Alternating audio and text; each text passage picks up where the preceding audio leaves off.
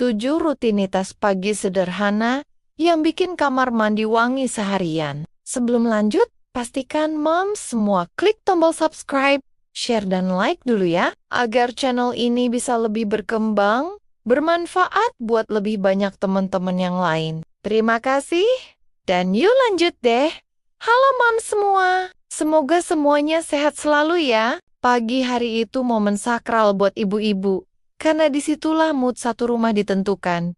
Dan anehnya, seringkali yang jadi biang kerok bukan anak, bukan suami, tapi kamar mandi. Judul tentang rutinitas pagi, agar kamar mandi tidak pernah bau ini terdengar sepele. Tapi dampaknya nyata, karena aroma pertama yang kita hirup pagi hari, bisa langsung mengubah niat hidup hemat emosi, jadi boros emosi. Di era sekarang, saat ibu dituntut serba cepat, multitasking, dan tetap waras, kamar mandi yang bau itu ibarat prank kehidupan yang tidak lucu. Materi ini penting banget, karena masalah kamar mandi, bau bukan cuma soal kebersihan, tapi soal kebiasaan kecil yang sering diremehkan. Banyak ibu merasa sudah rajin bersih-bersih, tapi tetap kalah sama bau yang datang diam-diam, lalu berujung ke omelan, drama pagi, dan energi habis sebelum jam 9. Padahal, solusi utamanya bukan kerja keras ekstra,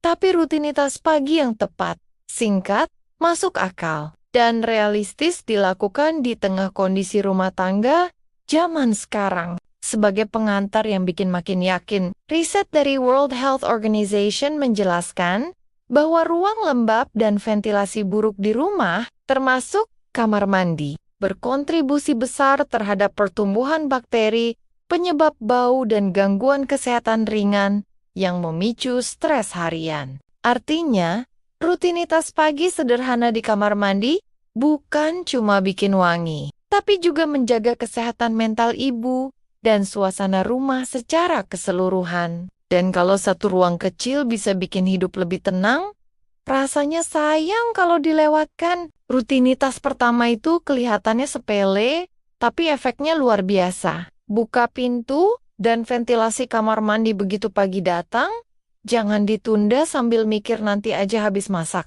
Karena udara semalaman itu kayak curhatan yang dipendam.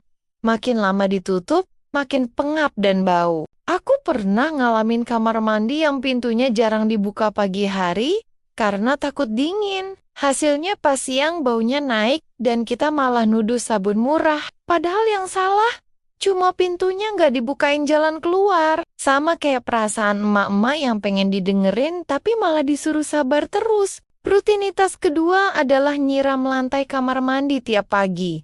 Walaupun cuma sebentar, bukan yang niat bersih total kayak mau lebaran. Tapi cukup air ngalir buat bawa sisa-sisa aroma semalam. Bekas pipis anak, bekas sabun, bekas drama hidup yang nempel di lantai. Aku dulu mikir, ngapain sih nyiram lagi kan? Kemarin udah bersih. Ternyata bau itu bukan soal kotor kelihatan, tapi soal sisa yang gak kelihatan, kayak cucian suami yang kelihatannya bersih, tapi kaos kaki baunya masih punya masa lalu. Rutinitas ketiga ini yang sering bikin emak-emak tarik napas panjang. Lap area yang basah setelah disiram, cukup pakai pel atau kain yang sudah diperas.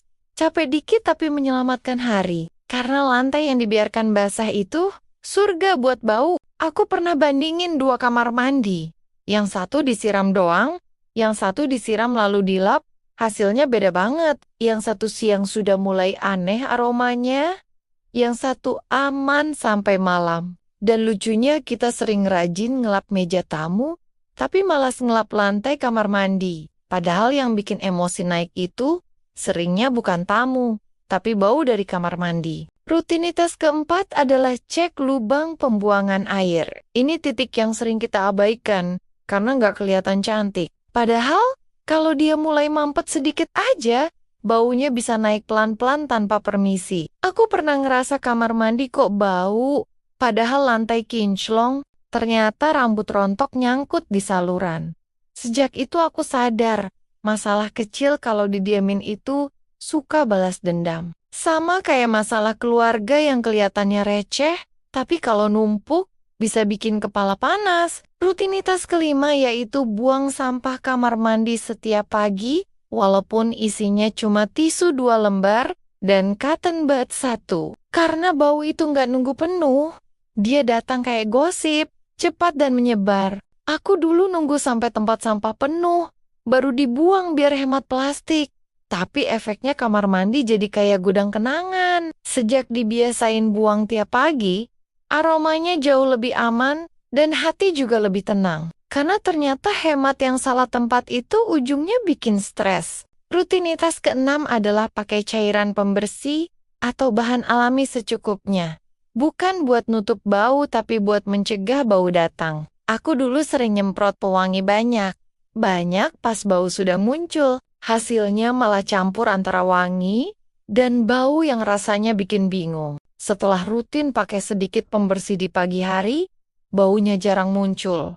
Dan ini ngajarin satu hal, mencegah itu jauh lebih murah daripada panik di belakang. Sama kayak mak-mak yang nabung dikit-dikit dibanding nanti pusing pas darurat. Rutinitas ketujuh adalah memastikan kamar mandi dalam kondisi kering sebelum ditinggal lama. Terutama sebelum berangkat atau sebelum sibuk masak dan ngurus rumah. Karena kamar mandi yang kering itu bukan cuma enak dilihat, tapi bikin hati adem. Aku ngerasain banget bedanya. Kalau pagi kamar mandi sudah kering, seharian rasanya rumah lebih ramah, emosi lebih stabil, dan kita nggak gampang kesel sama hal kecil. Karena ternyata bau kecil di rumah itu sering jadi pemicu emosi besar tanpa kita sadari. Kalau dipikir pelan-pelan, rutinitas pagi di kamar mandi itu sebenarnya bukan soal wangi atau bau saja, tapi soal bagaimana kita memulai hari dengan versi diri yang lebih rapi dan lebih sabar. Dari ruangan kecil itulah suasana rumah ikut ditentukan. Mau dimulai dengan tarik napas panjang atau tarik emosi. Ibu-ibu itu sering merasa harus kuat seharian. Padahal kadang yang dibutuhkan cuma kamar mandi yang nggak bikin dahi langsung berkerut. Lucu ya, kita sering mikir perubahan besar itu harus mahal, harus ribet, harus nunggu niat turun dari langit. Padahal yang kita lakukan cuma geser sedikit kebiasaan pagi. Dan satirenya, kita rela capek mikirin menu makan satu rumah, tapi lupa kalau hidung kita juga punya perasaan. Ibu bahagia itu bukan yang rumahnya sempurna, tapi yang gak disambut bau misterius tiap buka pintu kamar mandi. Jadi biarkan rutinitas kecil ini jadi bentuk sayang paling sederhana ke diri sendiri dan keluarga. Pelan-pelan saja, gak perlu sempurna.